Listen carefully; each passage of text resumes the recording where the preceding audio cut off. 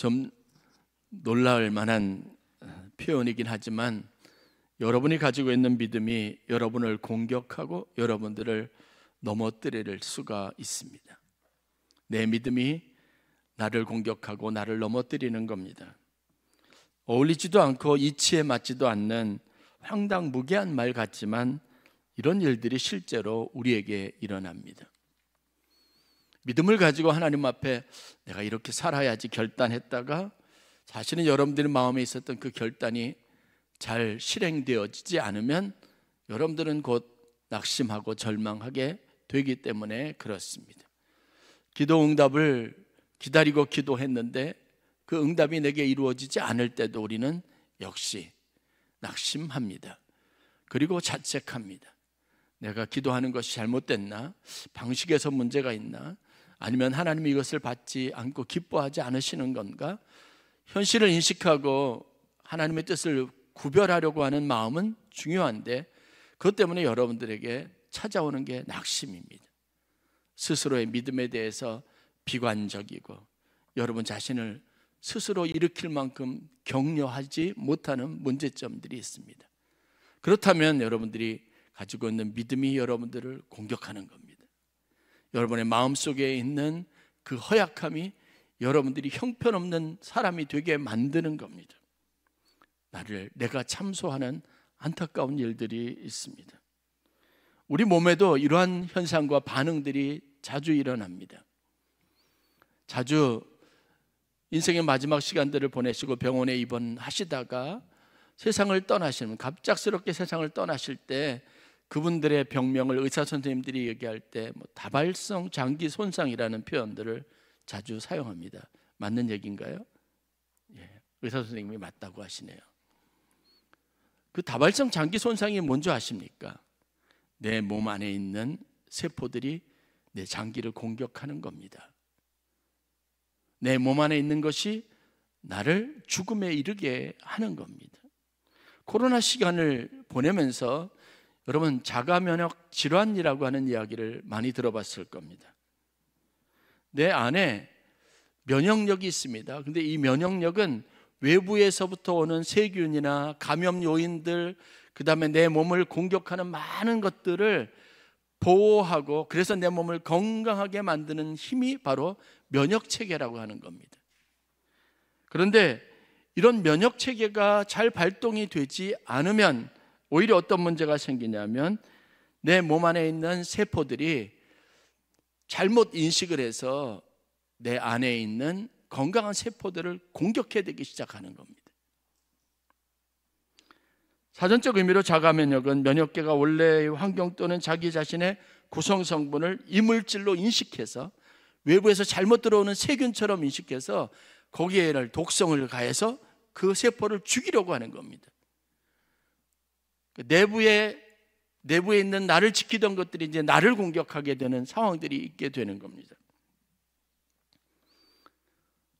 그래서 생기는 병이 류마티스 관절염 같은 것들, 그다음에 아토피 피부염이나 전신 홍반성 루푸스 같은 질병들, 배체시병, 그리고 다발성 경화증, 그레이브스 갑산성 항진증, 이러한 질병들이 다 자가면역 질환이라고 소개되어져 있습니다. 면역체계의 기본은 외부로부터 오는 것으로부터 나를 보호하는 것이어야 합니다. 근데 면역력이 약해지면 여러분 내 몸 안에 있는 것들이 나를 공격하는 겁니다. 그런 비극적인 일들이 일어납니다. 그래서 우리가 영적인 면역력을 길러야 합니다. 내 몸을 건강하게 해야 합니다. 건강을 관리하는 데 있어서 이게 굉장히 중요한 개념으로 등장하고 있습니다. 면역계가 이런 기능을 수행하기 위해서 필요한 것이 뭐냐면 자기 항원에 반응하지 않는 자기 관용이라는 게 있어야 된다는 거예요. 의학 용어인데 좀 어렵지만 내 안에 나를 지켜주는 건강한 면역체계가 있는데 또 다른 면역체계가 이것을 적으로 인식하지 않는 거예요. 그래서 그것을 내 편으로 잘 인식하는 겁니다. 그래서 그거를 보호하고 그거하고 결합해서 외부에서 오는 바이러스나 세균과 싸우는 힘을 가져야 되는데 이게 잘 작동을 안 하는 거죠. 내 몸 안에 있는 건강한 항원을 내가 적으로 인해서 아무 외부의 공격도 없는데 그냥 막 잡아 죽이는 겁니다. 독성을 발하는 겁니다. 그렇게 해서 몸에 심각한 질병이 오는데 대부분이 장기의 손상으로 이어지는 치명적인 결과를 가져온다고 합니다.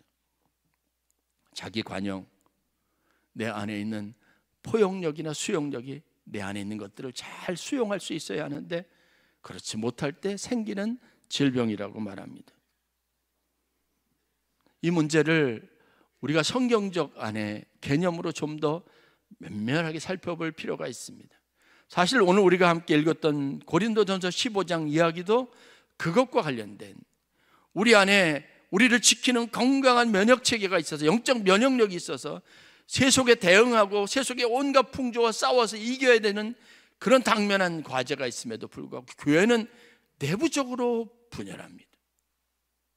내부에 있는 사람이 우리 안에 있는 성도들을 향해서 무차별적으로 공격합니다. 자가면역 질환이 생기고 그래서 교회를 치명적으로, 신앙을 치명적으로 만드는 현상들이 너무 많이 일어난다는 겁니다.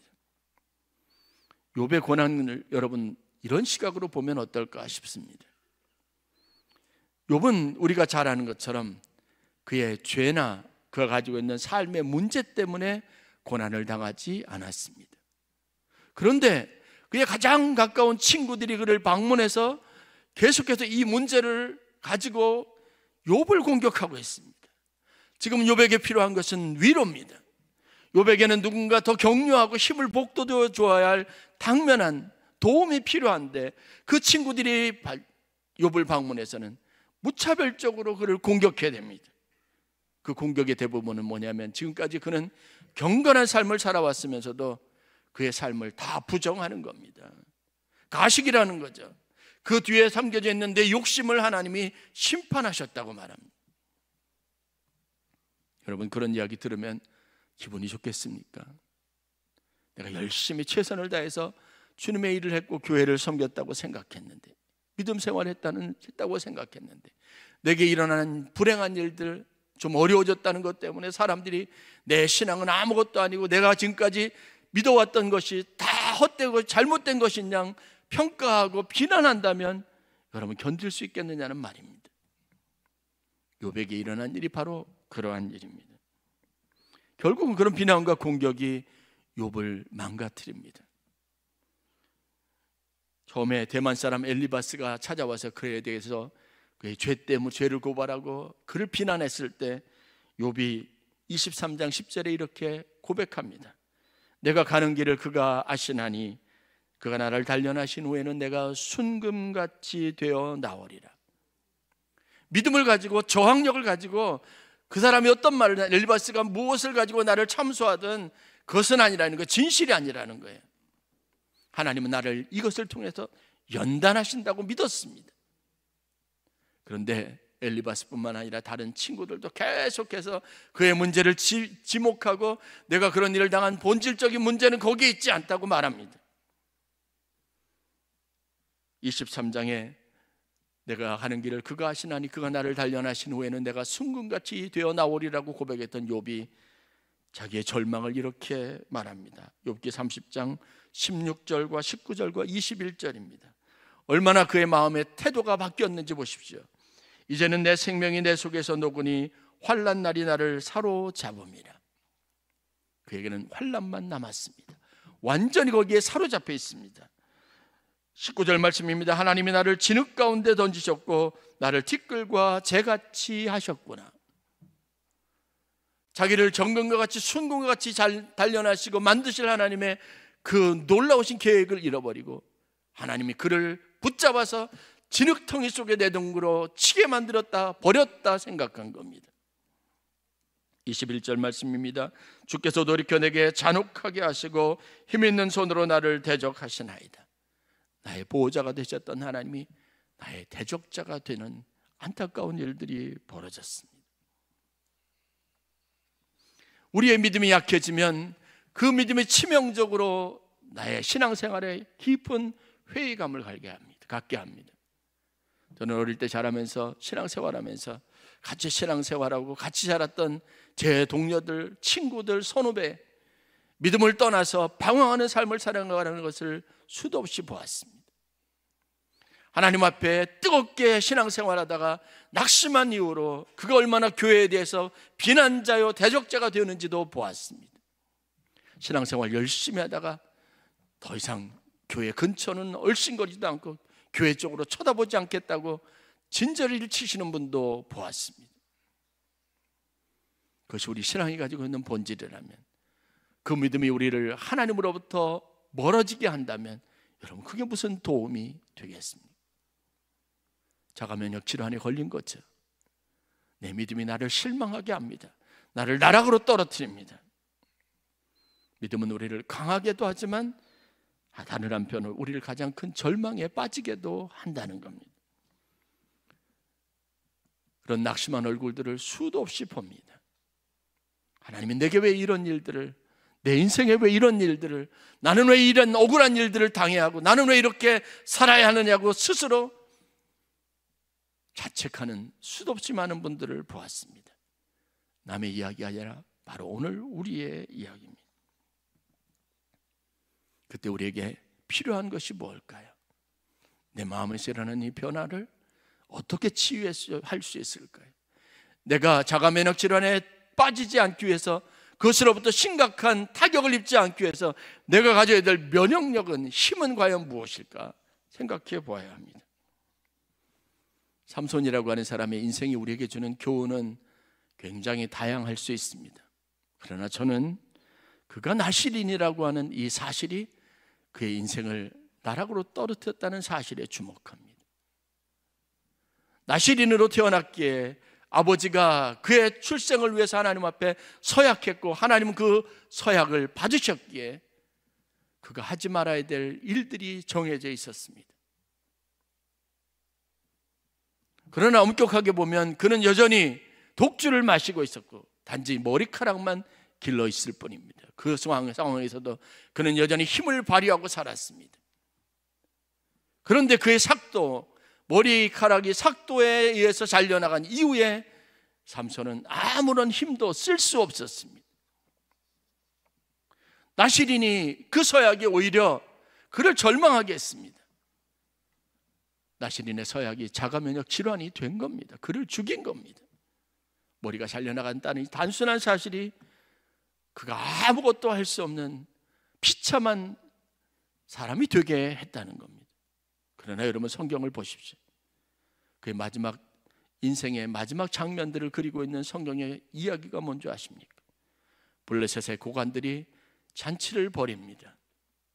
아주 잘 지어진 건물 안에 화려한 기둥들이 있는 그곳에서 연회를 벌이고 즐거워합니다. 흥청망청 술을 마시고 춤추며 그들의 이 승리와 인생의 즐거움을 자랑합니다.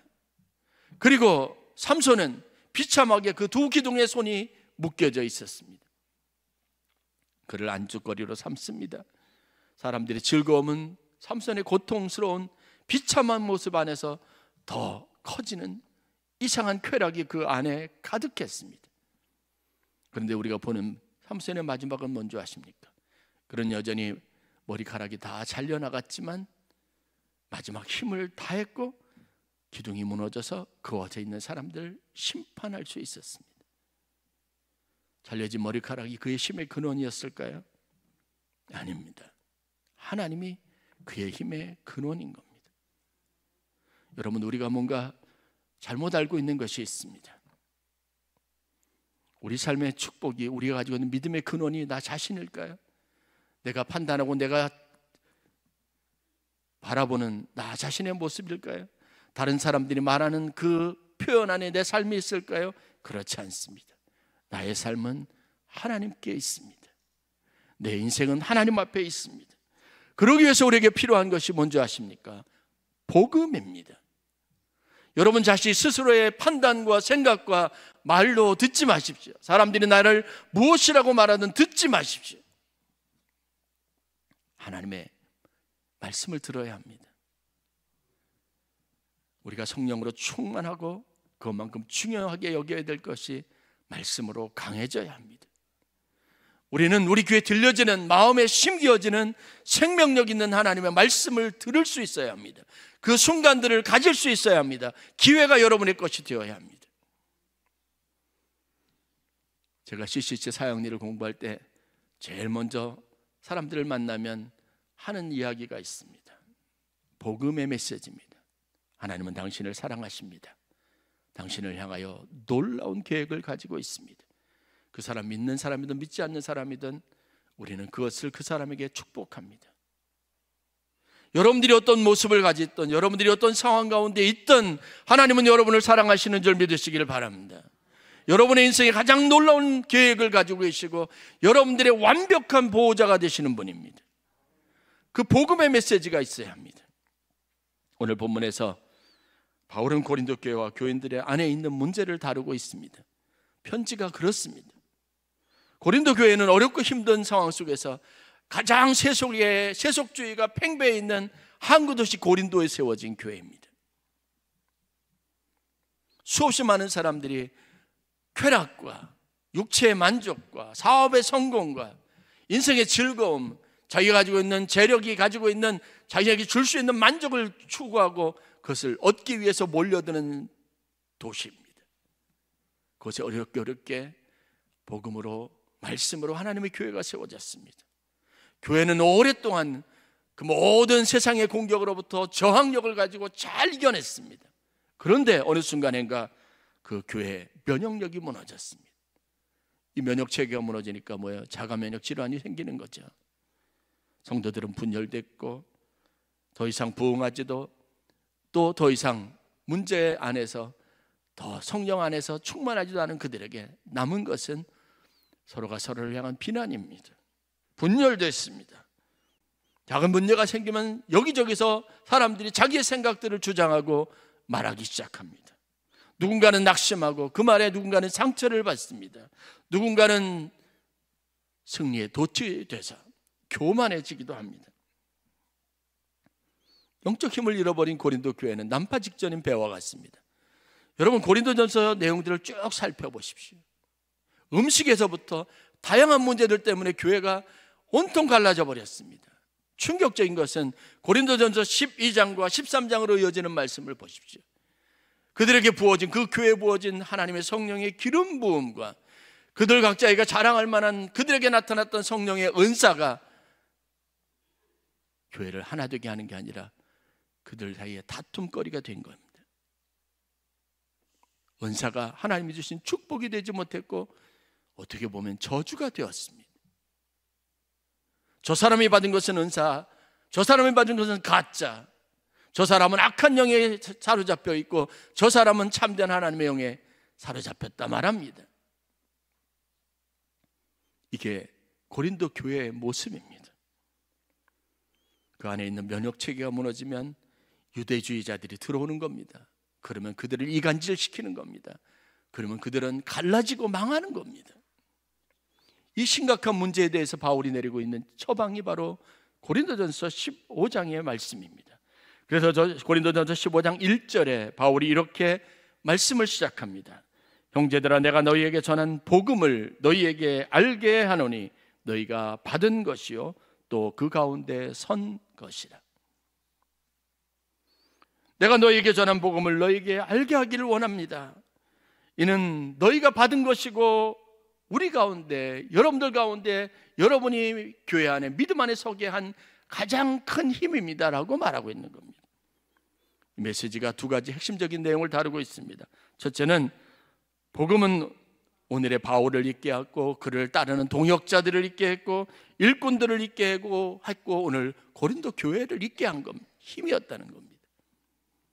그리고 두 번째는 복음의 내용입니다. 그렇게 해서 아주 많은 절을 할애해서 쓴 것이 예수 그리스도의 십자가의 죽으심과 부활입니다. 여러분, 우리는 그리스도의 피값으로 다시 생명을 얻은 영원히 죽지 아니할 부활의 산 증인들임을 믿으시기를 주의 이름으로 간절히 축원합니다. 바울은 왜 이것을 들려주고 싶었을까요? 왜 이 사실을 그들에게 다시 환기시키고 싶었을까요? 그들이 모여있는 이유는 바로 이것 때문입니다. 그들이 이곳에 모여서 하나 되게 했던 것도 바로 예수님이 자신들을 위해서 십자가에 죽으시고 부활하셨기 때문에 그렇습니다. 그래서 이어지는 메시지의 마무리가 이겁니다. 우리 주 예수 그리스도로 말미암아 승리를 주시는 하나님께 감사하노니. 예수 그리스도로 말미암아 우리에게 이김을 주시는 하나님께 감사한다는 겁니다. 해야 한다는 겁니다. 우리는 여러분이 생각하는 것처럼 패배자 아닙니다. 조금 어렵다고 해서 여러분 그것으로 망하지 않습니다. 우리에게 하나님은 승리를 주셨고 이김을 주셨습니다. 이 문제는 이길 것이고 극복해 나갈 것이라는 겁니다. 복음이죠. 내 생각, 사람들의 말이 아니라 하나님이 나를 어떻게 생각하시고 내 인생에 하나님의 어떤 계획이 있는지를 믿으시기를 주의 이름으로 간절히 축원합니다. 이 면역력이 생겨야 돼요. 그래서 우리는 성령으로 충만해야 하고 말씀으로 강하게 무장해야 합니다. 교회는 그것이 가지고 있는 힘이 있을 때, 성도들이 말씀의 꿀을 먹고 말씀의 양식을 그들의 삶의 기반으로 삼을 때 교회는 강한 힘을 가질 수 있는 겁니다. 그 일이 내 귀에 들려주시는 하나님의 음성으로 들려질 때 여러분, 우리의 삶과 태도는 달라지게 되어져 있습니다. 내가 나를 공격하고 내가 성도를 공격하고 내 삶은 매일같이 성도들이 비난 속에 있는 게 아니라 하나님이 내게 주신 계획과 말씀에 귀를 기울이게 되어져 있습니다. 어렵고 힘들게 세운 교회가 난파 직전에 이르는 상황을 지켜본 안타까운 마음, 그것을 가지고 절규하듯이 바울이 고린도 교회와 성도들에게 권면하고 있는 것이 오늘 우리가 읽은 말씀입니다. 여러분, 복음을 들으십시오. 그 복음은 우리를, 나와 우리 형제들과 고린도 교회와 여러분들을 이곳에 있게 했던 힘이 아니겠습니까? 그 복음이 무엇입니까? 예수 그리스도께서 우리를 사랑하사 우리를 위하여 죽으시고 십자가에 다서 죽으시고 다시 부활하심으로 우리를 영원히 죽지 아니하는 산 생명을 주신 하나님의 자녀 삼아 주셨다는 사실을 믿어야 한다는 겁니다. 그리고 건실하며 흔들리지 말아라. 항상 주의 일에 더욱 힘쓰는 자들이 되어야 한다고 말합니다.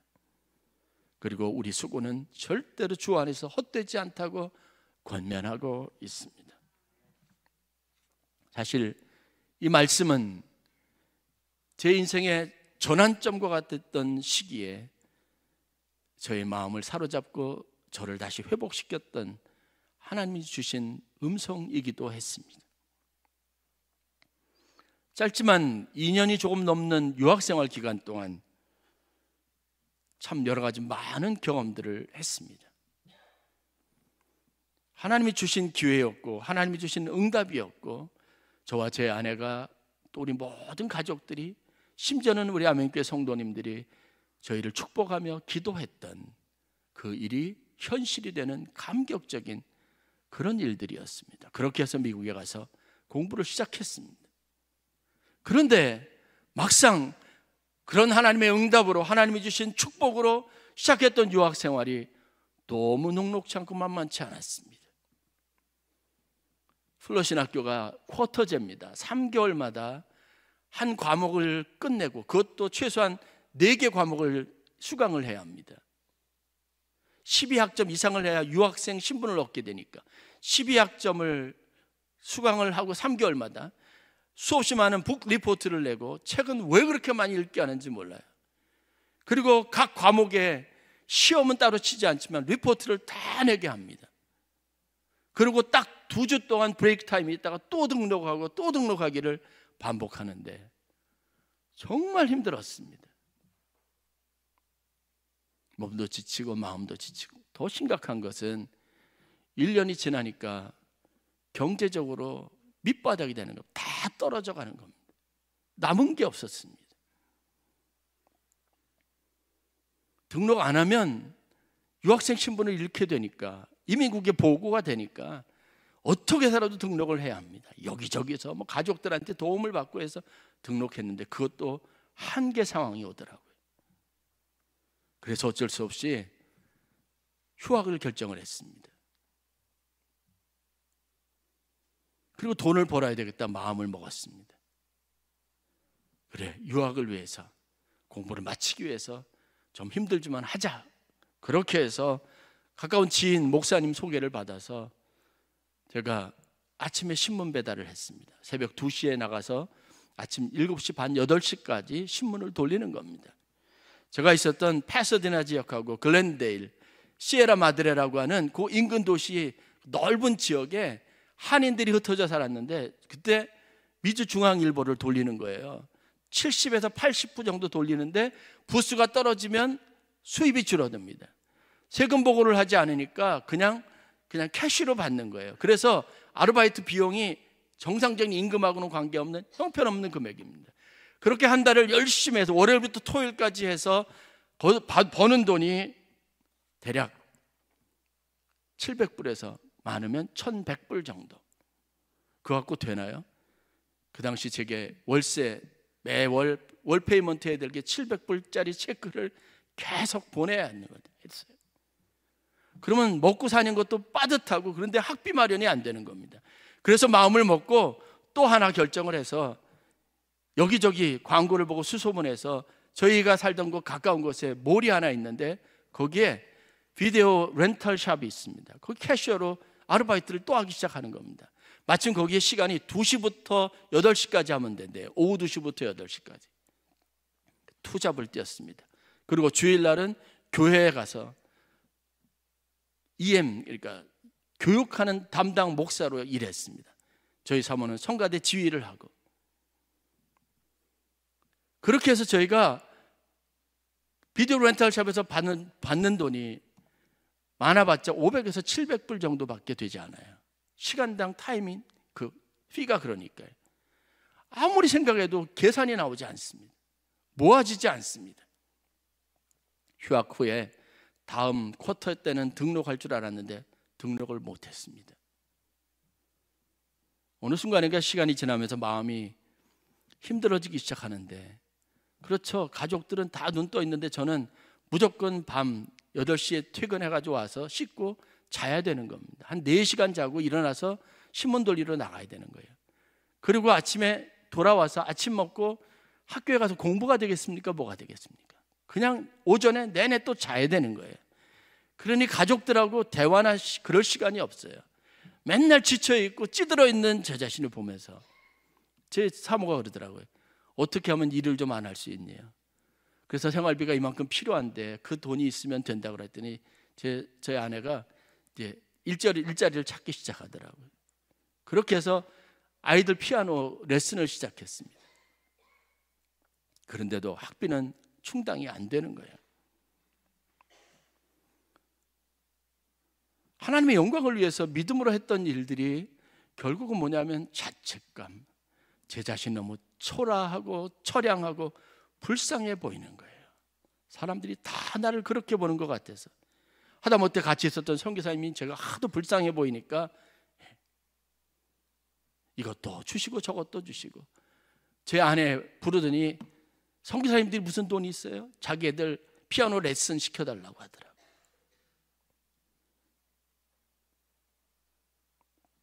뭐가 문제일까요?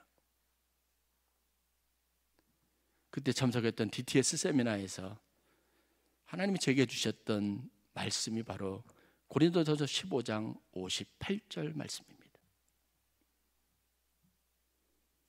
그러므로 사랑하는 형제들아, 견실하며 흔들리지 말며 주의 일에 더욱 힘쓰는 자들이 되라. 그리하면 주 안에서 너희의 수고가 결코 헛되지 아니하리라. 참 이 말씀이 삶에 주는 굉장한 힘이 있었습니다.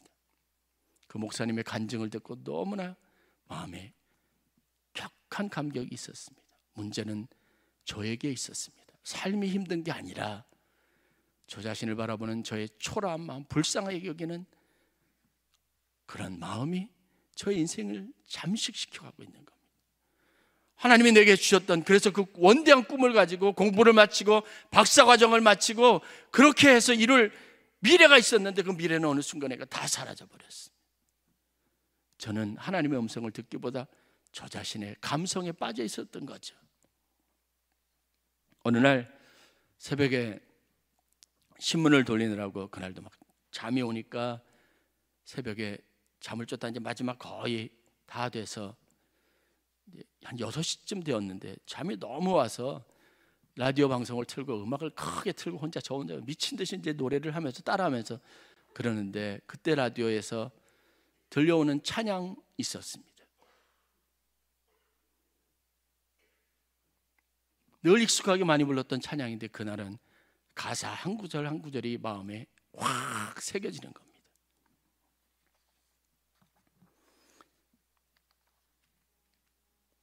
그 찬양을 듣다가 차를 세우고 한참을 울었습니다.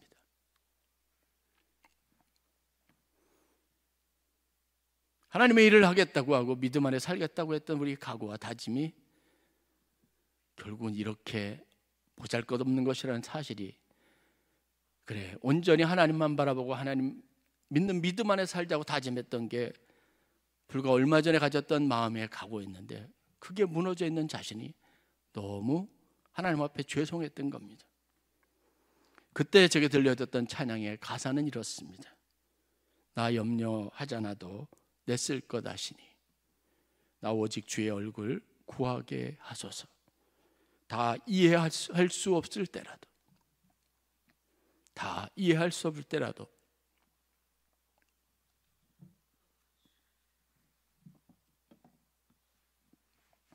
감사하며 날마다 순종하며 주 따르오리라. 온 마음 다해 사랑합니다. 온 마음 다해 주 알기 원하네. 내 모든 삶 당신 것이니 주만 섬기리. 온 마음 다해. 사실 우리가 가지고 있는 믿음의 각오라는 것이 여러분 우리가 지켜낼 수 없는 나약한 것입니다. 삶의 환경과 어려운 문제들 앞에서 늘 제일 먼저 무너지는 것이 바로 내가 자랑하고 내게 있다고 내 스스로 위로하고 안위했던 믿음이라는 것입니다. 그러나 여러분 진짜 신앙생활은 하나님을 내 마음에 두고 하나님의 말씀과 하나님이 주신 위로와 격려를 가지고 살아가는 것에 있다는 사실들을 늘 생각할 수 있어야 합니다. 복음이 면역력입니다. 이 복음이 복음의 메시지가 하나님이 나를 어떻게 생각하시고 나를 향한 하나님의 계획이 무엇인지 아는 것이 우리의 믿음의 원동력입니다. 우리의 얕은 믿음은 우리를 배신할 수 있지만 여러분 하나님은 결코 우리를 배신하지 않습니다. 그래서 히브리서 말씀을 보면 약속을 주셨고 그 약속을 보증하시기 위하여 예수 그리스도를 십자가에 달려 죽게 하셨고 우리를 위한 희생 제물이 되게 하셨다고 말씀하셨습니다. 지금 우리에게 필요한 것은 더 견고한 믿음이 아니라 하나님의 말씀, 복음입니다. 그 하나님이 내게 주시는 그 말씀을 붙잡을 때 내가 가질 수 있는 확신입니다. 복음을 믿으시길 바랍니다. 그 안에서, 그 능력 안에서 흔들리지 말고 굳건하게 서서 주의 일에 더욱 힘쓰는 자들이 되십시오. 그러면 우리가 마침내 주 앞에 나타나게 될 것이고 우리의 수고가 주 안에서 결코 헛되지 않은 좋은 결실로 내 입에서 하나님을 감사하는 찬양하는 놀라운 고백으로 이어지는 축복이 있게 될 줄로 믿습니다. 이제 제가 여러분들에게 말씀드렸던 제게 은혜가 되었던 제게 하나님의 음성으로 들려졌던 찬양 여러분들과 함께 하기를 원합니다. 온 마음 다해라는 찬양인데 그 가사 하나를 생각하면서 이 시간 여러분들이 입으로 고백하지만 하나님이 여러분들에게 주시는 음성으로 위로의 말씀으로 들으시는 귀한 은혜가 있기를 원합니다.